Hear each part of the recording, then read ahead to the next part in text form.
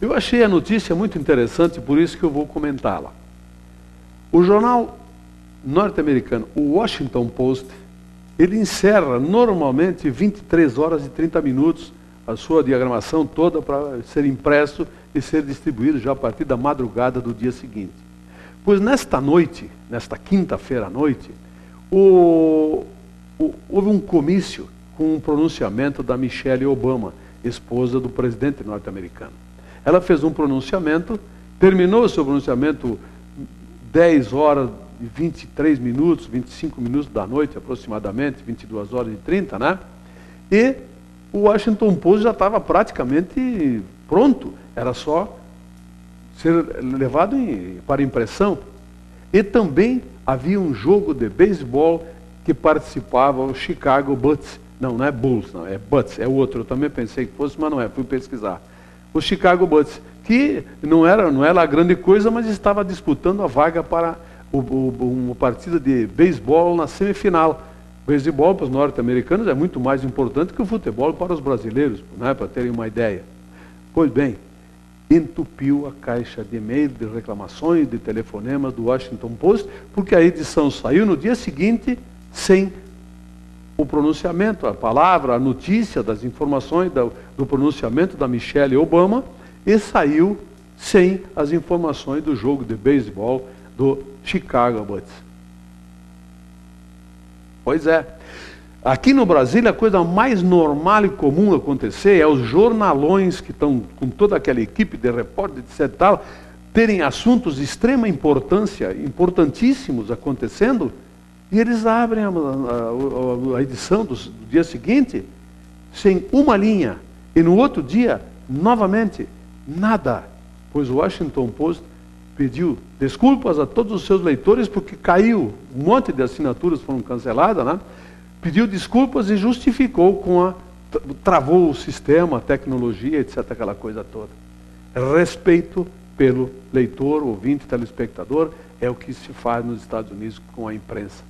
Muito diferente do que aqui, onde a liberdade de expressão foi confundida com liberdade de opinião. Liberdade de imprensa é uma coisa, liberdade de expressão é outra, completamente diferente, que não está sendo devidamente aplicada. Mas, enfim, está dada a informação, podem procurar, pesquise, vão encontrar isso tudo no Observatório da Imprensa, um site da internet criado para fazer justamente esse tipo de coisa, avaliação do que sai na imprensa, não só do Brasil, mas do mundo. Fazem uma avaliação disso tudo. É interessante de ler, podem acreditar. É um site bem mais interessante do que uns de outras coisas que nós vemos por aí. Enfim, a lei do descanso. Eu li a lei, li comentários sobre ela, veio lá de abril, era para entrar em funcionamento agora, dia 11, acho que foi, sei lá, terça-feira ou quarta, era entrar em funcionamento. O motorista de caminhão tem que ter 11 horas de intervalo de uma jornada para outra e a cada 4 horas descanso de 30 minutos. Pô, parabéns para o Congresso Nacional que decretou isso, parabéns para o gênio que pensou nisso, está protegendo os motoristas. Só que eu acho que eles fazem as coisas como se o mundo girasse em torno deles. A Dilma sancionou, também, o Congresso aprovou, ela caneteou lá, em vez de procurar ver melhor como funcionaria isso. Bom, primeiro, os fretes subiriam brutalmente. Como que um motorista vai parar um caminhão a cada 4 horas? Ele está subindo a Serra das Antas, ou a Serra da Mantiqueira, e aí ele para no meio da rua, porque fechou às 4 horas. O controle pode ser feito pelo tacógrafo, viu? Enfim, como que ele iria parar? À noite. Parar aonde, cara pálida? Se no posto já é perigoso de parar, porque você pode ser assaltado ali, você é assaltado andando na estrada. Que tipo de segurança o governo iria oferecer aos motoristas para que essa lei seja cumprida? Bom, aí o CONTRAN decidiu com uma resolução que ela só vai entrar em vigor daqui a 180 dias. Aí eles vão criar condições, locais de parada, etc. e tal, estudar uma tolerância, ver como é que faz, como vão tratar o caso dos autônomos que não são empregados. As empresas até, a sugestão foi, coloquem 2 motoristas, dirige um, depois Isso vai onerar brutalmente os fretes. Bem, enfim, fizeram uma lei nas coxas mais uma vez, como tantas que são feitas no país. Não é um país sério, decididamente não é um país sério. Desde 1988, quando a Constituição foi feita por um Congresso Nacional, que depois continuou sendo o Congresso Nacional, só aí já foi o primeiro grande erro daquilo que se chamou de democracia aqui nesse país. Não podia ter acontecido isso. Eles se auto-atribuíram poderes inimagináveis. Todos os parlamentares, desde vereador, deputado estadual, federal e senador, só eles podem tudo. Isso faz parte desse poder sem limites que eles auto se atribuíram. Nós estamos vivendo uma ditadura parlamentar no país, sem dúvida nenhuma.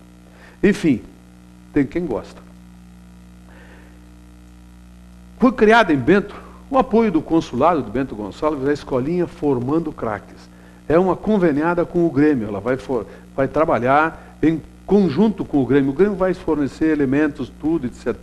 O fardamento vai ser exatamente aquele que foi aprovado pelo Grêmio, o contrato, o projeto, tudo foi aprovado dentro do Grêmio, no futebol, no marketing, nas finanças, etc. Tudo foi feito lá.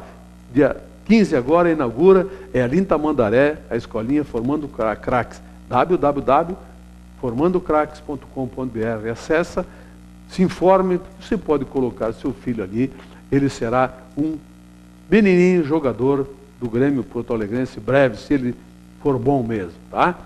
Escola Formando Craques, conveniada com o Grêmio Porto Alegrense.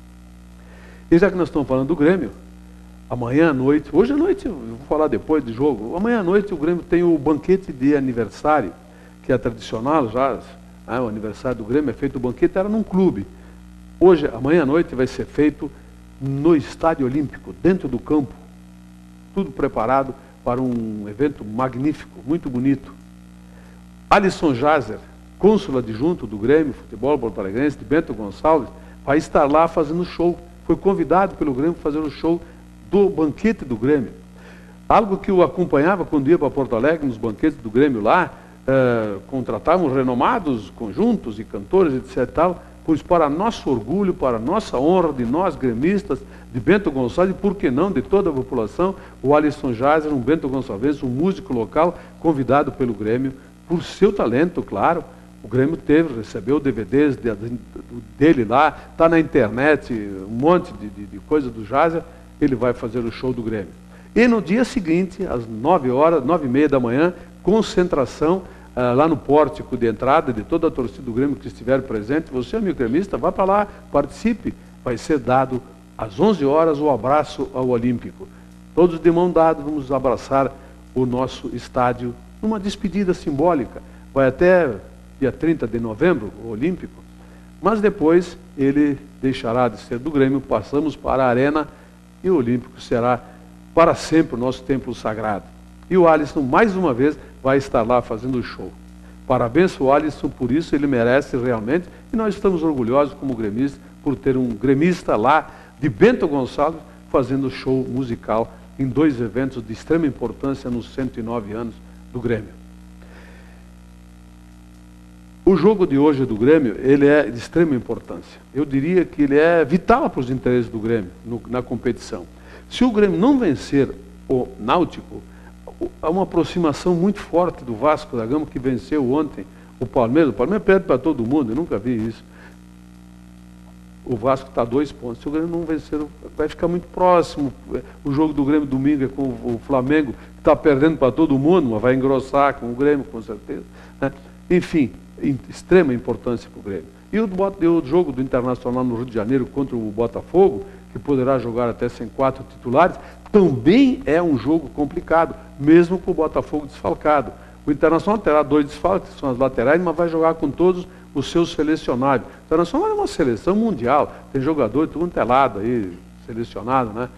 Acho que pode se dar bem sim, e aí começar uma nova etapa para buscar o que almeja, que é o título. O Internacional está a 18 pontos do líder, que é o Fluminense, mas não tem mais 45 para disputar, então é possível chegar ao título com certeza.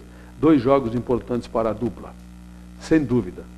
Eu vou terminar falando sobre o projeto que foi aprovado por uma comissão lá no Senado, da profissão de cuidador de idosos.